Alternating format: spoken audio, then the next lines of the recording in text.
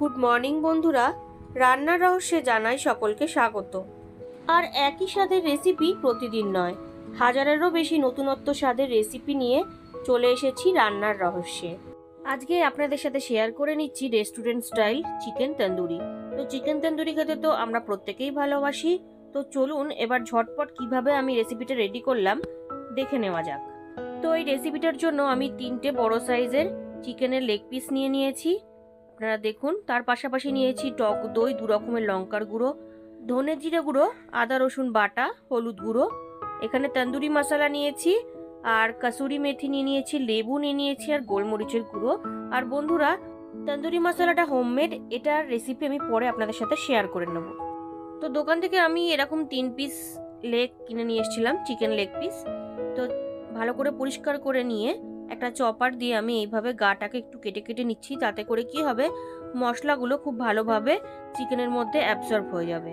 আর আমি এই চিকেন তন্দুরির রেসিপিটা কিন্তু 2টো ম্যারিনেশনের স্টেপে আপনাদের সাথে শেয়ার করব, আর খুব ইজিভাবেই আপনাদের সাথে শেয়ার করছি, যাতে আপনারা খুব সহজে বাড়িতে বানিয়ে ফেলতে পারেন।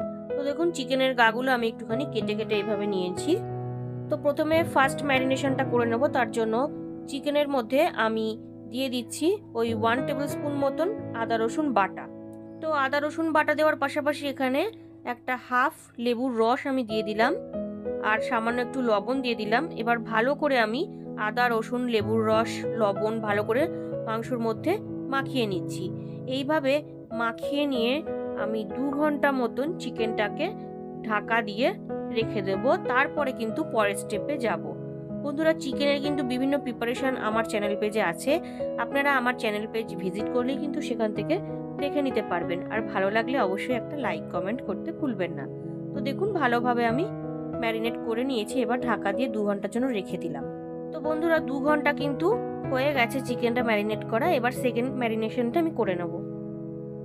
সেকেন্ড ম্যারিনেশনের জন্য এরকম একটা বোলের মধ্যে আমি হাফ কাপ মতন জল ঝরানো টক দই নিয়ে নিলাম। তার মধ্যে দিয়ে দিচ্ছি 1 টিস্পুন ঝাল লঙ্কার গুঁড়ো, ঝালটা আপনারা আপনাদের আন্দাজ অনুযায়ী দেবেন, আর 1 teaspoon Kashmiri red chilli powder just কালারের জন্য।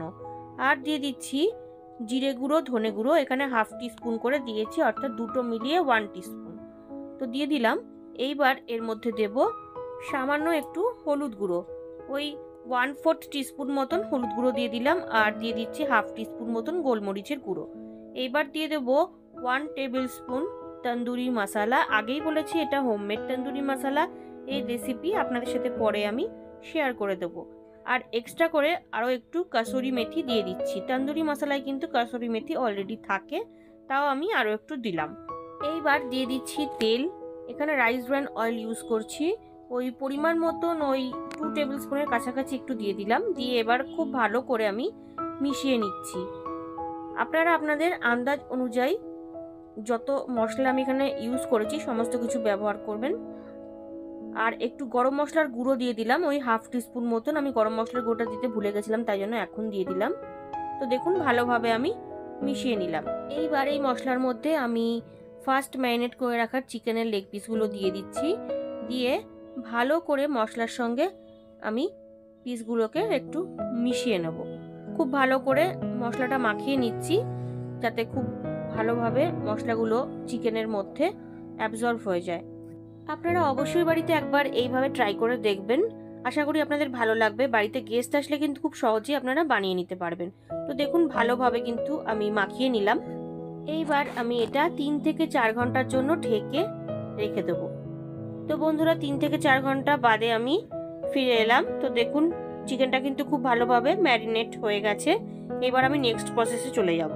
আমি তন্দুরিটা মাইক্রোওভেনে করব, তার জন্য এরকম একটা স্ট্যান্ড নিয়ে নিয়েছি, আর তলা একটা ট্রে নিয়ে নিয়েছি, যাতে করে কি হবে, মশলাগুলো যখন রেডি হবে তন্দুরিটা, তখন এক্সট্রা মশলাগুলো এই ট্রের মধ্যে পড়ে যাবে, মাইক্রোওভেনটা নোংরা হবে না।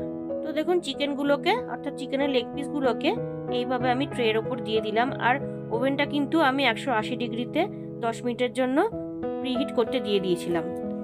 তো প্রিহিট করে নেওয়ার পরে আমি চিকেনটাকে ওভেনে দিয়ে দিলাম। আর স্যামসাংয়ের এই মডেলটাই কিন্তু কিভাবে কি করতে হবে সমস্ত স্টেপ বাই স্টেপ দেওয়া আছে। তো দেখুন, আমি টেম্পারেচার সেট করে দিয়েছি, 14 মিনিটের জন্য প্রথমে রোস্ট করে নেব। আর বন্ধুরা, যদি বাড়িতে ওভেন না থাকে, ওভেন ছাড়াও আপনারা কিভাবে করবেন সেটাও একদিন আপনাদের সাথে অবশ্যই আমি শেয়ার করে দেবো। তো 14 মিনিট পরে আমি বের করে নিয়েছি। আপনারা দেখুন একটা পিঠ কিন্তু হয়ে গেছে। এবার আমি জাস্ট একটুখানি উল্টে দেব, উল্টে দিয়ে অয়েল ব্রাশ করে দেবো, কারণ একটু অয়েল ব্রাশ করতে হবে, কারণ আমি খুব একটা বেশি তো অয়েল দিইনি, যা দু পিঠ যাতে ভালো মতন রেডি হয় তার জন্য একটু অয়েল ব্রাশ করে নেব।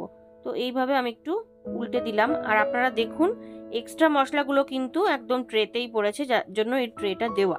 তো ওপর থেকে এইভাবে আমি অয়েল একটু ব্রাশ করে দিচ্ছি। অবশ্যই কিন্তু এই স্টেপটা করতে হবে। তো বন্ধুরা, অয়েল ব্রাশ করে নিয়ে আবারও আমি মাইক্রোওভেনে দিয়ে দিলাম। দিয়ে সেম প্রসেসে আবারও 14 মিনিটের জন্য আমি এটাকে রোস্টের জন্য দিয়ে দিচ্ছি। তো বন্ধুরা, 14 মিনিট বাদে কিন্তু আমি বের করে নিয়েছি। ফাইনালি কিন্তু রেস্টুরেন্ট স্টাইল চিকেন তন্দুরি আমার রেডি হয়ে গেছে। খুবই লোভনীয় হয়েছে আর খুব টেস্টি হয়েছিল খেতে। তো আপনারা আপনাদের মূল্যবান মতামত অবশ্যই আমাকে জানাবেন। আমি কিন্তু আপনাদের কমেন্টের আশায় থাকবো। তো এবার এটা আমি গরম গরম সার্ভ করব। তো আজকের recipe restaurant style chicken tandoori আমার রেডি। ভালো লাগলে বাড়িতে অবশ্যই ট্রাই করবেন ও টেস্টের আনন্দ নেবেন। তার পাশাপাশি লাইক, শেয়ার, কমেন্ট করতে ভুলবেন না। আর নতুন বন্ধুরা যারা এখনো পর্যন্ত আমার চ্যানেলটিকে সাবস্ক্রাইব করেননি, তারা আরও ভালো ও নতুনত্ব রেসিপির জন্য রান্নার রহস্যকে অবশ্যই সাবস্ক্রাইব করবেন। ধন্যবাদ।